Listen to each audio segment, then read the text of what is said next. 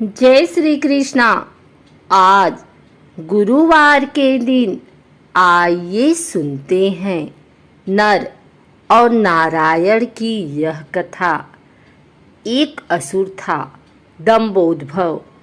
उसने सूर्यदेव की बड़ी तपस्या की। सूर्यदेव जब प्रसन्न होकर प्रकट हुए और वरदान मांगने को कहा तो उसने अमरत्व का वरदान मांगा। सूर्यदेव ने कहा यह संभव नहीं है। तब उसने मांगा कि उसे 1000 दिव्य कवचों की सुरक्षा मिले।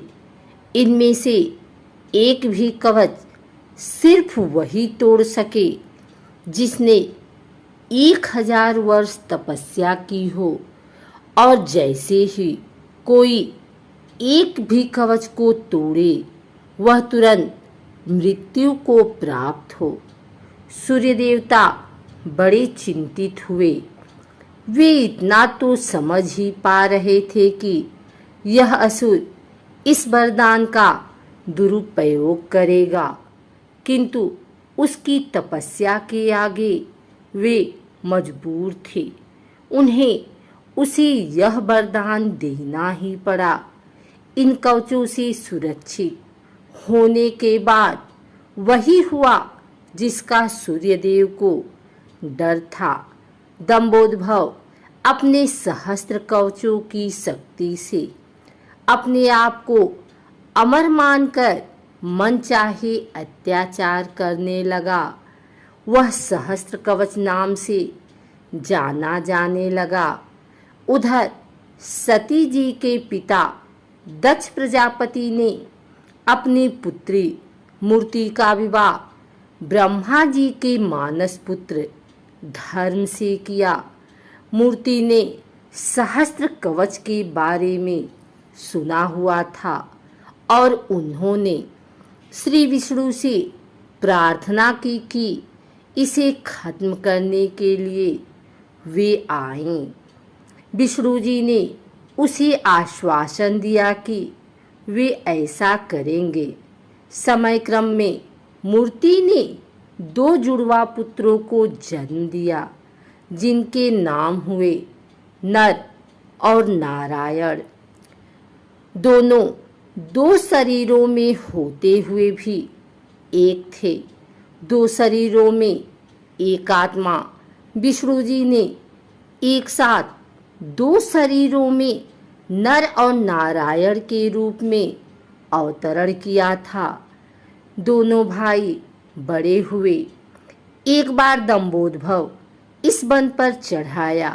तब उसने एक तेजस्वी मनुष्य को अपनी ओर आते देखा और भय का अनुभव किया। उस व्यक्ति ने कहा कि मैं नर हूँ और तुमसे युद्ध करने आया हूँ। भय होते हुए भी दंभोदभव ने हंसकर कहा, तुम मेरे बारे में जानते ही क्या हो? मेरा कवच सिर्फ वही तोड़ सकता है जिसने 1000 वर्षों तक तप किया हो। नर ने हंसकर कहा कि मैं और मेरा भाई नारायण एक ही हैं। वह मेरे बदले तप कर रहे हैं और मैं उनके बदले युद्ध कर रहा हूँ। युद्ध शुरू हुआ और सहस्त्र कवच को आश्चर्य होता रहा कि सच ही में नारायण के तप से नर की शक्ति बढ़ती चली जा रही थी। जैसे ही 1000 वर्ष का समय पूर्ण हुआ, नर ने सहस्त्र कवच का एक कवच तोड़ दिया, लेकिन सूर्य के वरदान के अनुसार जैसे ही कवच टूटा, नर मृत होकर गिर पड़े। सहस्त्र कवच ने सोचा कि चलो एक कवच गया ही सही, किंतु यह तो मर गया। तभी उसने देखा कि नर उसकी ओर दौड़े आ रहा है और वह चकित हो गया। अभी ही तो उसके सामने नर की मृत्यु हुई थी और अभी ही यही जीवित हो मेरी ओर कैसे दौड़ा आ रहा है। लेकिन फिर उसने देखा कि नर तो मृत पड़े हुए थे। यह तो हूबहू नर जैसे प्रतीत होते उनके भाई नारायण थे, जो दंभोद्भव की तरफ नहीं बल्कि अपने भाई नर की तरफ दौड़ रहे थे। दंभोद्भव ने अट्टहास करते हुए नारायण से कहा कि तुम्हें अपने भाई को समझाना चाहिए था, इसने अपने प्राण व्यर्थ ही गवा दिए। नारायण शांतिपूर्वक मुस्कुराए। उन्होंने नर के पास बैठकर कोई मंत्र पढ़ा और चमत्कारिक रूप से नर उठ बैठे।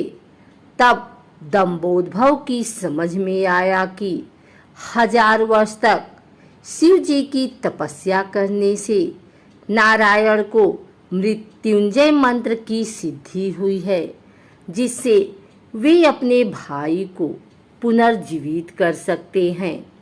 अब इस बार नारायण ने दंभोद्भव को ललकारा और नर तपस्या में बैठे। 1000 साल के युद्ध और तपस्या के बाद फिर एक कवच टूटा और नारायण की मृत्यु हो गई। फिर नर ने आकर नारायण को पुनर्जीवित कर दिया और यह चक्र फिर चलता रहा। इस तरह 999 बार युद्ध हुआ। एक भाई युद्ध करता, दूसरा तपस्या। हर बार पहले की मृत्यु पर दूसरा उसे पुनर्जीवित कर देता।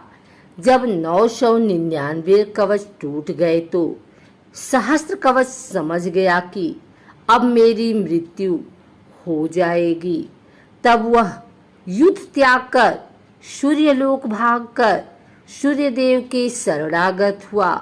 नर और नारायण उसका पीछा करते वहां आए और सूर्यदेव से उसे सौंपने को कहा, किंतु अपने भक्त को सौंपने पर सूर्यदेव राजी नहीं हुए। तब नारायण ने अपने कमंडल से जल लेकर सूर्यदेव को श्राप दिया कि आप इस असुर को उसके कर्म फल से बचाने का प्रयास कर रहे हैं, जिसके लिए आप भी इसके पापों के भागीदार हुए और आप भी इसके साथ जन्म लेंगे इसका कर्म फल भोगने के लिए। इसके साथ ही त्रेतायुग समाप्त हुआ और द्वापर का प्रारंभ हुआ। समय बाद कुंती जी ने अपने वरदान को जांचते हुए सूर्यदेव का आवाहन किया और कर्ण का जन्म हुआ। लेकिन यह आमतौर पर ज्ञात नहीं है कि कर्ण सिर्फ सूर्यपुत्र ही नहीं है, बल्कि उसके भीतर सूर्य और दंभोद्भव दोनों हैं। जैसे नर और नारायण में 2 शरीरों में एक आत्मा थी, उसी तरह कर्ण के एक शरीर में 2 आत्माओं का वास है, सूर्य और सहस्त्र कवच। दूसरी ओर नर और नारायण इस बार अर्जुन और कृष्ण के रूप में आए। कर्ण के भीतर जो सूर्य का अंश है वही उसे तेजस्वी वीर बनाता है, जबकि उसके भीतर दंभोद्भव भी होने से उसके कर्मफल उसे अनेकानेक अन्याय और अपमान मिलते हैं और उसे द्रौपदी का अपमान और ऐसे ही अनेक अपकर्म करने को प्रेरित करता है। यदि अर्जुन कर्ण का कवच तोड़ता तो तुरंत ही उसकी मृत्यु हो जाती, इसीलिए इंद्र उससे उसका कवच पहले ही मांग ले गए थे।